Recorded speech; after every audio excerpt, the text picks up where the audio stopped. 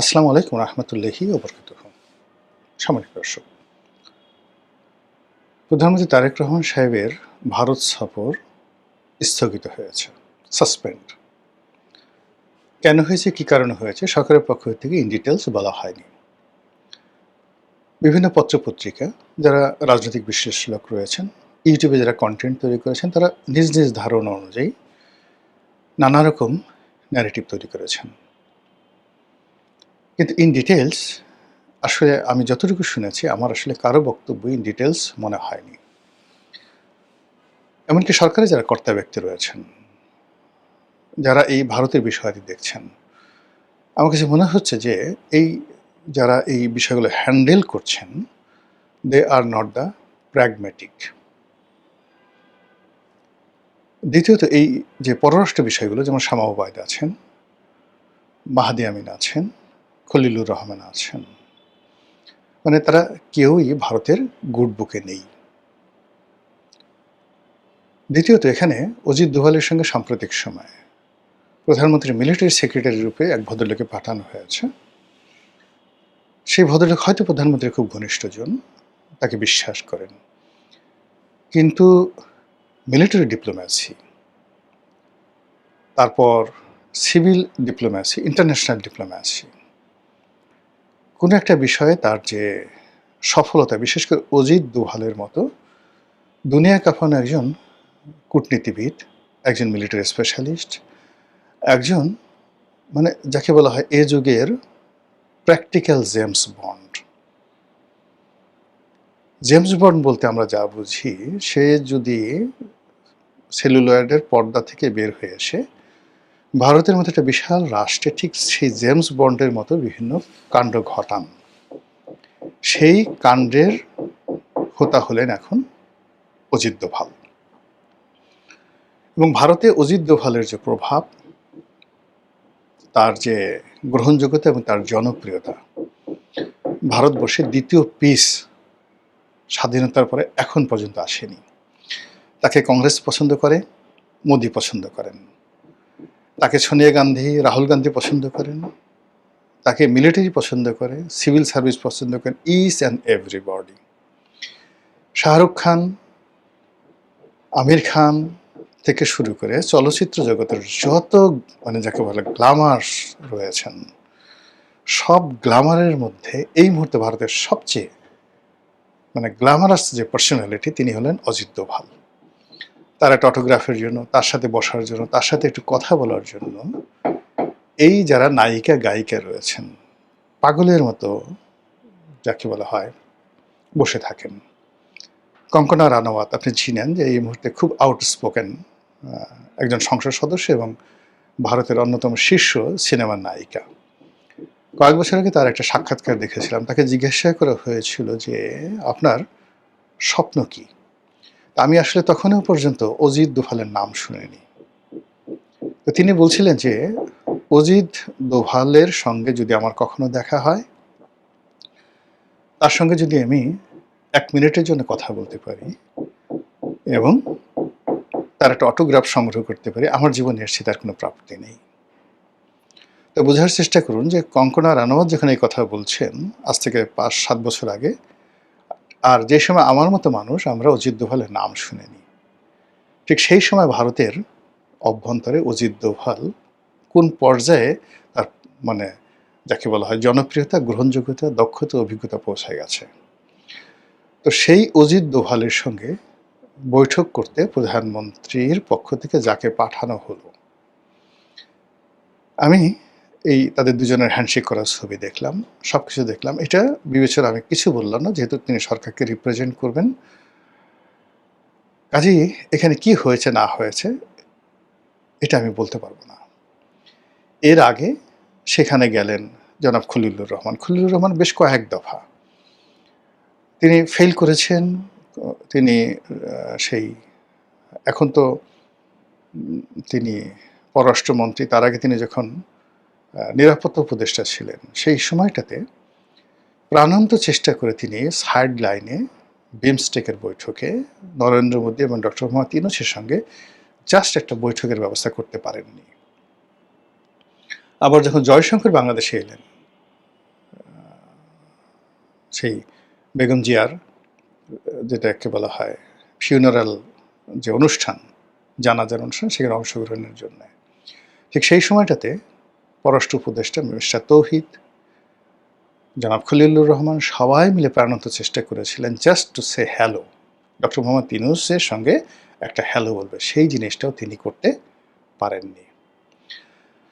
কাজেই ভারতের সাথে সম্পর্ক উন্নয়নের জন্য, সম্পর্ক তৈরি করার জন্য এখন যে খেলোয়াড় যারা আছেন, they are not appropriate, they are not at all appropriate.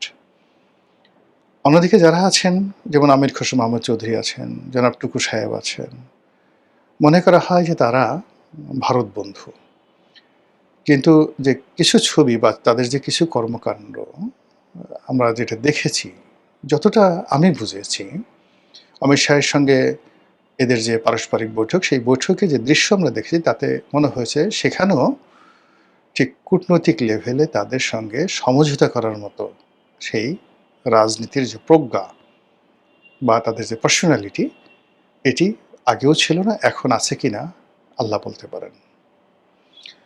অন্যদিকে যে বাংলাদেশে দীনেশ ত্রিবেদী এসেছেন, এখন যে যাকে বলা হয় বাংলাদেশের রাষ্ট্রদূত, পূর্ণমন্ত্রী মর্যাদায়, অন্যদিকে অজিত দোভাল এবং ভারতের যে এখন স্বরাষ্ট্রমন্ত্রী এবং বিজেপির যিনি সাধারণ সম্পাদক তিনি, এবং তার সঙ্গে সঙ্গে রাজনাথ সিং যিনি প্রতিরক্ষা মন্ত্রী। তো অজিত দোভাল, রাজনাথ সিং এবং যে কংগ্রেসের যিনি, মানে বিজেপির যিনি এখন সেক্রেটারি যিনি রয়েছেন, তারা নিয়মিত ঘন ঘন, মানে পররাষ্ট্রমন্ত্রী, প্রতিরক্ষা উপদেষ্টা, প্রতিরক্ষা মন্ত্রী ঘন ঘন কলকাতা আসছেন, ঘন ঘন ত্রিপুরা আসছেন, ঘন ঘন শিলিগুড়ি চিকেন নেকের ওখানে তারা যাচ্ছেন। আর ঠিক সেই সময়টিতে ভারতের সঙ্গে বাংলাদেশের যে সম্পর্ক, সেই সম্পর্কটার কোনো রকম উন্নয়ন নেই। এই মুহূর্তে আমাদের কতগুলো ভারত বাংলাদেশ সম্পর্কের মধ্যে একেবারে এক নম্বরে যেটা আছে গঙ্গা পানি চুক্তি। সেই গঙ্গা পানি চুক্তিটা নবায়ন করার সময় চলে এসছে, এটা শেষ হয়ে গেছে। এবং এটা দুর্ভাগ্য হলো যে এর আগে যখন বিএনপি সরকার ক্ষমতা এসেছিল, সেটা কি 2001 অথবা সম্ভবত না 1991 সনে, পুরো সময়টা কিন্তু যে কোনো, আমি এখন এই মুহূর্তে তথ্যটা আমার কাছে অ্যাডজাক্ট, মানে একটার সময়, মানে আইদার 91 থেকে 96 অথবা 2001 থেকে 2005, যখন গঙ্গা চুক্তিটা ছিল না, পানি চুক্তি ছাড়াই বিএনপির পুরো সময়টা বিএনপি পার করে দিয়েছে। কিন্তু তখন মিডিয়া ছিল না, ফলে এই চুক্তি না থাকার কারণে আমাদের কী কী ক্ষতি হয়েছে সেটা ন্যাশনাল অ্যাওয়ারনেস তখন হয়নি, কিন্তু এখন এটা সম্ভব না। এখন যেই দিন থেকে গঙ্গা চুক্তি হবে না, সেই দিন থেকে এই অসংখ্য ইউটিউবার বসে বসে মাপবে আজকে কতটুকু পানি আসলো, কিউচেক পানি আসলো। এদিকে আমরা তিনটি বিষয়, মানে যাকে বলা হয় একেবারে তিনটি অ্যাটমিক বোম আমাদের জন্য, বা তিনটি সুনামি বা তিনটি আগ্নেয়গিরি আমরা পুঁতে রেখেছি ভারতের সঙ্গে। একটা হলো তিস্তা ব্যারেজ, যেটা চীন করে দেবে। 2 নম্বর হলো তিস্তা পানি চুক্তি, যেটা ভারতের সাথে করতে হবে। আরেকটি হলো গঙ্গা ব্যারেজ। এগুলো দিয়ে আমরা মানে খুব বাংলাদেশে মানে দাপট দেখাচ্ছি, এবং এই জিনিসগুলো আসলে 15 দিনে 1 মাস আপনি জনগণের যে জনমত রাখতে পারবেন, তারপরে মানুষ এগুলো বাস্তবে দেখতে চাইবে এবং এগুলোর উপকার সুবিধা এগুলো মানুষ বুঝতে চাইবে। কিন্তু যখন দেখা যাবে না, গঙ্গা ব্যারেজ হচ্ছে না, 34,000 36,000 কোটি টাকা দিয়ে গঙ্গা ব্যারেজ হচ্ছে না, কেউ টাকা দিচ্ছে না, আর এটা কোনো উপকারও আসছে না, পানি নেই, গঙ্গা চুক্তিতে পানি নেই, আমি ব্যারেজ দিয়ে কী করব? তিস্তা পানি চুক্তি হচ্ছে না, ব্যারেজ হচ্ছে না, তখন সরকার খুব বিপদে পড়বে, ভীষণ রকম বিপদে পড়বে। এই গেল একটা। অন্যদিকে ভারতের সঙ্গে বাংলাদেশের সম্পর্কটা দাকুমড়া করার জন্য চীন যে চালগুলো দিয়ে রেখেছে, 1 নম্বর চাল হলো একটা করিডর, বাংলাদেশ থেকে একেবারে কুনমিং পর্যন্ত যে রাস্তা যাবে, রোড অ্যান্ড বেল্ট ইনিশিয়েটিভ, নয়া সিল্ক রুট, এটা যাকে বলে মানে এটা আগে যেমন কলকাতা দিয়ে হওয়ার কথা ছিল, এটা কলকাতায় বাদ দিয়ে এখন বাংলাদেশ, মায়ানমার, চীন যেটা করবে। এটা ভারতের সঙ্গে আমাদের একটা অ্যাটমিক বোম তৈরি হয়ে আছে। উত্তরবঙ্গে লালমনিরহাটে যে একটা সামরিক বিমান ঘাঁটি চীনের যাকে বলে অর্থায়নে তৈরি হবে, এটা একটা ঝামেলা হয়ে আছে। উত্তরবঙ্গে 1000 বেডের বেশ কয়েকটি চীনা যাকে বলা হয় হাসপাতাল তৈরি হবে, এগুলো নিয়ে সমস্যা আছে। এগুলো হলো প্র্যাকটিক্যাল, একদম দৃশ্যমান। আর এর বাইরে 2001 থেকে 2006 সন পর্যন্ত সেই 10 ট্র্যাক মামলা, ভারতের বিচ্ছিন্নতাবাদীদেরকে চীনা মদত এবং বাংলাদেশের ভূমি ব্যবহার করে, এই বিষয়গুলো সরকারের সঙ্গে আসলে ভারত সমঝোতা করতে চাচ্ছে। আমরা সবাই জানি যে তারেক রহমান সাহেবের ক্ষমতা আরোহণ, তার দেশে আসা, এর পেছনে ভারতের একটা নিদারুণ আশীর্বাদ ছিল। তো সেই আশীর্বাদটা এই গত 4-5 মাসে সরকার কাজে লাগাতে পেরেছে, দৃশ্যমান কোনো রিলেশন তৈরি হয়েছে, এটার ন্যূনতম কোনো ভিত্তি নেই, কোনো রকম ভিত্তি নেই। এক্ষেত্রে সরকার যারা আছে তারা এই আমাদের মতো যারা ইউটিউবিং করি বা রকচটা কিছু মানুষ আছেন যারা খুব ভারত বিরোধী, খুব জঙ্গি বিরোধী, এদের তারা যদি ঢাকা শহরে কোনো একটা অনুষ্ঠান আহ্বান করেন, এরা সবসময় পরগাছা, কিছু লোক আছে পরগাছা, বড় বড় লোকজন আছেন, এরা কখনো জামাতের উপর ভর করে, কখনো হেফাজতের উপর ভর করে, কখনো এনসিপির উপর ভর করে, কিন্তু এদের নিজস্ব যোগ্যতায় মানে একেবারে নিজস্ব যোগ্যতায় ঢাকা শহরে বা ঢাকার বাইরে ছোট্ট একটা অনুষ্ঠান করে 50 জন লোক জড়ো করা, মানে এমনি আগ্রহ নেই তাদের বক্তব্য শুনতে, 50 জন লোক আসবে এরকম সিঙ্গেল উদাহরণ দেখাতে পারবেন না। এরকম কতগুলো রকচটা, এরকম কতগুলো যাকে বলা হয় যে বিভিন্ন অনুষ্ঠান যারা আট করে এবং যাদেরকে দেখলে যাদের কর্মকাণ্ড তারা যেখানে গেছে সেখানে সর্বনাশ করে ফেলেছে, যে পাত্রে হাত দিয়েছে সেই পাত্রটাকে তারা মানে নষ্ট করে ফেলেছে। এইরকম কিছু লোক দেশের ভিতরে থেকে এবং দেশের বাইরে থেকে সিন্ডিকেশন করে ভারত বিরোধী একটা বক্তব্য মানে তারা দিয়ে যাচ্ছে। এদের ভয়ে সরকার তটস্থ, তারা ভারতের সঙ্গে কোনো সম্পর্ক করতে যাচ্ছে না। আবার একই সঙ্গে ধরেন পাকিস্তানের সঙ্গেও আমাদের যে সম্পর্কটা এই মধ্যে খুব বেশি দরকার, কিছু কিছু প্রোডাক্ট বাই প্রোডাক্ট চীনের সাথেও দরকার। এখন এই বিষয়গুলো আন্তরিকতা নিয়ে সুন্দরভাবে করার জন্য একেবারে কারো দিকে না তাকিয়ে শুধুমাত্র দেশের কল্যাণে যেভাবে এগোনো দরকার সেটা সরকার দেখাতে পারছেন না। ফলে কি হলো, না ইসলামাবাদ, না বেজিং, না দিল্লি, না ওয়াশিংটন, কেউ খুশি না। আর এরই মধ্যে দেখা গেল যে দিল্লিতে প্রধানমন্ত্রীর যে সফর সেটা বাতিল হয়ে গেল। বুঝার চেষ্টা করুন, যখন দিল্লি এবং বেজিংয়ের মধ্যে যুদ্ধ চলছে, একে অপরকে আক্রমণ করছে, সীমান্তে এয়ার স্ট্রাইক, ঠিক সেই সময়টাতে সবচেয়ে বড়, ভারতের সবচেয়ে বড় যে ঋণটি, বৈদেশিক ঋণটি চীন ভারতকে দিল। যেই মুহূর্তে চীনের সঙ্গে আমেরিকার মানে বিশাল দ্বন্দ্ব, তো ঠিক সেই সময়টাতে মানে যেখানে হুয়াওয়েকে নিষেধ করা হলো এবং চীনের কোম্পানিগুলোতে আমেরিকার যে স্টক মার্কেটগুলোতে সেখানে অ্যাবান্ডেন করে দেওয়া হলো, ঠিক সেই সময়টাতে সবচেয়ে বড় বিনিয়োগ, আমেরিকার বড় বিনিয়োগ চীনে হলো এবং চীনের বড় বিনিয়োগ আমেরিকাতে হলো।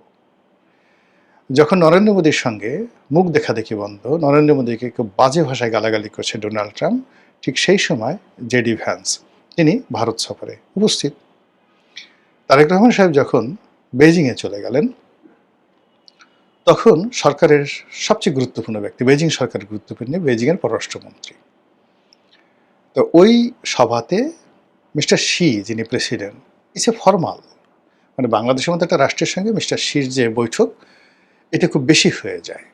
এখানে আসলে পররাষ্ট্রমন্ত্রীর উপস্থিতিটা একেবারে ফরজে আইন, কিন্তু তিনি সেখানে উপস্থিত থাকলেন না, তিনি চলে এলেন দিল্লিতে জয়শঙ্করের সঙ্গে বৈঠক করার জন্য। তো বোঝার চেষ্টা করুন যে পররাষ্ট্র নীতিটা কতটা জটিল। এই অবস্থাতে তারেক রহমান সাহেবের বা সরকারের একেবারে প্রথম এবং প্রধান দায়িত্ব ছিল দিল্লির সঙ্গে আইদার সম্পর্ক স্থাপন করা ইন ডাইরেক্ট, আদারওয়াইজ এই যে যারা ইউটিউবার আছে, বিভিন্ন যারা কন্টেন্ট তৈরি করে, তাদের কথা মতো আমরা ডক্টর মোহাম্মদ ইউনূসের মতো দিল্লির বিরুদ্ধে যুদ্ধ ঘোষণা করলাম। কিন্তু মাঝামাঝি জায়গাতে এই যে একবার ভারত যাব, একবার যাব না, একবার ভারতে দূত পাঠাবো, আবার সেখানে কোনো নেগোসিয়েশন হবে না, একবার আওয়ামী লীগের সঙ্গে সম্পর্ক রাখবো, আবার নিষিদ্ধ করব, আবার সেই নিষিদ্ধ আওয়ামী লীগকে আইন সিদ্ধ করার জন্য চেষ্টা চালাবো, একবার শেখ হাসিনাকে চাইবো, তারপরে কামালকে চাইবো, স্বরাষ্ট্রমন্ত্রী কামালকে চাইবো, আবার চাইবো না। এই যে টানা হেসরা, দ্বিধাদ্বন্দ্ব, রাজনীতিতে এই দ্বিধাদ্বন্দ্ব যে কোনো একটা সরকারকে মারাত্মকভাবে দুর্বল করে ফেলে। এবং তার যে এই সরকার যে এখন দুর্বল হয়ে গেছে মাত্র 4 মাসে, আপনি অবাক হয়ে যাবেন যে বলতে খুব কষ্ট লাগছে, ডক্টর মোহাম্মদ ইউনূসের প্রথম 4 মাসে তাদের যে স্পিরিট ছিল, সেটা আপনি মন্দ বলেন, যা কিছু বলেন, কিন্তু সেই স্পিরিটে তছনছ হয়ে গেছিল সব কিছু। রিসেট বাটনে চাপ দিয়ে দিলেন। জুলাইকে দ্বিতীয় মুক্তিযুদ্ধ ঘোষণা করলেন। ৭১-এর মুক্তিযুদ্ধ প্রসঙ্গবাদ ৪৭ থেকে শুরু করতে হবে, মানে পুরো জিনিসটিকে 4 মাসে তোলপাড় করে দিলেন। এবং সেই ন্যারেটিভের এগেনস্টে দাঁড়ানোর মতো একটা শক্তি বাংলাদেশে ছিল না প্রথম 4 মাস, অর্থাৎ আগস্ট, সেপ্টেম্বর, অক্টোবর, নভেম্বর পর্যন্ত। এই ২০২৫ সনে এসে আস্তে আস্তে তাদের বিরুদ্ধে কথা বলা হলো। তো সেই দিক থেকে দেখেন গত 4 মাসে সরকার কিন্তু একটা ন্যারেটিভ তৈরি করতে পারেনি। এরপরে প্রথম 4 মাসে ডক্টর মোহাম্মদ ইউনূস যেভাবে ভারত বিরোধিতা করে সারা বাংলাদেশে একটা জশ্নে জৌলুস তৈরি করে ফেললো। প্রত্যেকটা মানুষ ভারতের সাথে যুদ্ধ করবে, প্রত্যেকটা মানুষ দিল্লি দখল করবে, প্রত্যেকটা মানুষ 7 সিস্টার দখল করবে, তাদের মধ্যে এক ধরনের উন্মাদনা তৈরি হয়ে গেল। ঠিক সেই রকম আপনি দেখেন তো গত 4 মাসে একটা সিঙ্গেল ন্যারেটিভ তৈরি করতে পেরেছে কিনা এই সরকার। ইট মিনস প্রথম 4 মাস বা 5 মাস ডক্টর মোহাম্মদ ইউনূসের যে সফলতা, তার ধারের কাছে বর্তমান সরকার আসতে পারেনি। এর মধ্যে তার এই যে যাকে বলা হয় একটা গুরুত্বপূর্ণ সফর স্থগিত হলো। আপনাদের মনে আছে যে ডক্টর মোহাম্মদ ইউনূসের যে প্রথম এরকম একটা সফর স্থগিত হয়েছিল ফ্রান্স। তো উনি দুটো জায়গাতে প্রথম অপমানটা হয়েছেন গিয়ে ইংল্যান্ডে।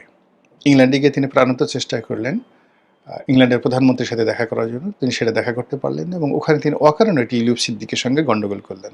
ওখান থেকে ওনার কপাল পড়ল। সেকেন্ড, তিনি চেষ্টা করলেন, ফ্রান্সে একটা অনুষ্ঠান ছিল, জলবায়ু অনুষ্ঠান, সেখানে সাইড লাইনে বা আলাদা 1 মিনিটের জন্য হলো তিনি ফ্রান্সের প্রেসিডেন্টের সঙ্গে বৈঠক করতে চাইলেন, যার সঙ্গে তার ব্যক্তিগত সম্পর্ক আগের ছিল, অনেক আগের ছিল। একসাথে তারা অলিম্পিকের মাঠে মশাল নিয়ে দৌড়িয়েছেন। কিন্তু তাকে যখন বাদ দেওয়া হলো এবং তিনি সেই অভিমানে, রাগে, ক্ষোভে, অপমানে ফ্রান্স যাওয়া বন্ধ করলেন, ফ্রান্সে গেলেন না এবং ওই দিন থেকে ওনার পতন শুরু হয়ে গেল। কাজে এই যে ভারতে যে উনি গেলেন না বা স্থগিত হয়ে গেল, এটা সরকারের জন্য এই প্রথম একটা অশনি সংকেত, দ্য ফার্স্ট ইন্টারন্যাশনাল যাকে বলে danger in the field of diplomacy. সরকার কিভাবে সামাল দেবে সেটা অপেক্ষা করুন এবং দেখতে থাকুন। আসসালামু আলাইকুম ওয়া রাহমাতুল্লাহি ওয়া বারাকাতুহু।